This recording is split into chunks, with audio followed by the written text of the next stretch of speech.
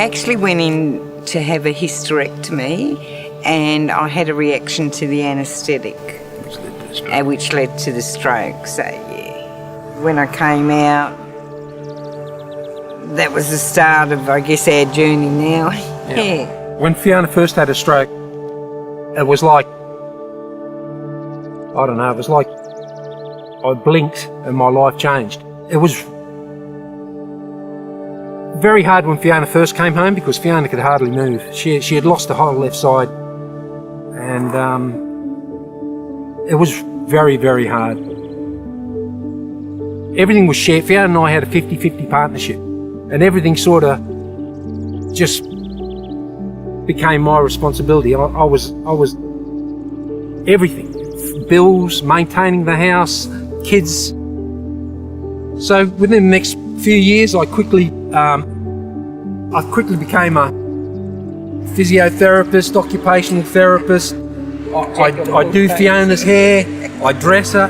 Well, you have your disability from the stroke, but you learn to adapt to that. You learn to manage it, I guess, and adapt. But the biggest problem I had was the fatigue, just constantly feeling tired. So we were very interested in fatigue after stroke. So we started to do some stroke recovery studies and found that that was what people were complaining to us most often about, is just this debilitating, crushing, persistent fatigue that they couldn't get rid of with rest. And so that was preventing any kind of engagement in rehabilitation. So we started to look around at options to alleviate this fatigue, and modafinil was a very obvious choice for us. So we then designed and conducted just a phase 2 clinical trial off that. It's really hard to put into word when you suffer from extreme fatigue. You know, it prevents you from doing a lot of stuff you want to do, like for me as a mother or as a grandmother and as a wife. So the MIDAS study was giving patients with persistent fatigue 200 milligrams of modafinil once a day for 6 weeks. We saw a significant improvement in participants. Because we saw that huge reduction in fatigue, we also saw an improvement in quality of life on our scales, and we weren't expecting that. I think when I took the first tablet, like I said, I just wanted to break into tears because I thought, oh my God, I feel so good.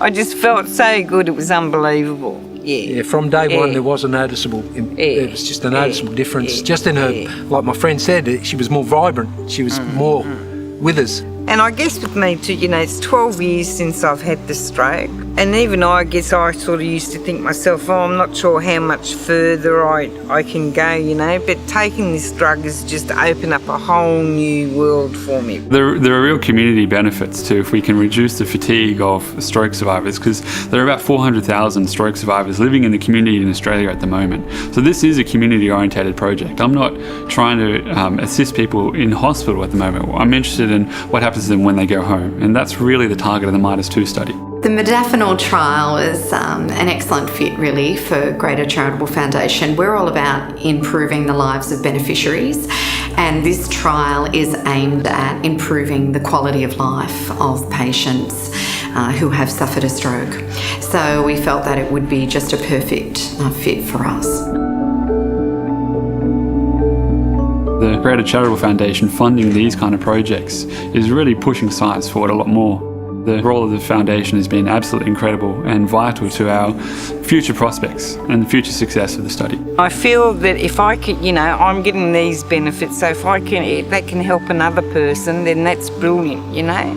And I think, you know, Greater Bank needs to be applauding for supporting these research as well. So we designed the phase 3 study to capture the data we need to then engage with the government and try and get them to subsidise the drug so that stroke survivors living in the community can access this fairly easy to get at therapy, and that it's then affordable for them, because at the moment it's definitely not affordable. So that's the purpose of this study, is if we can improve quality of life, reduce fatigue, and then provide an accessible drug. And it's very satisfying personally. You get into science, well, I certainly did, to try and improve people's quality of life through really rigorous research, and just to see that we were able to do that was, I wasn't expecting that just yet. From day one we just clicked and fell in love, and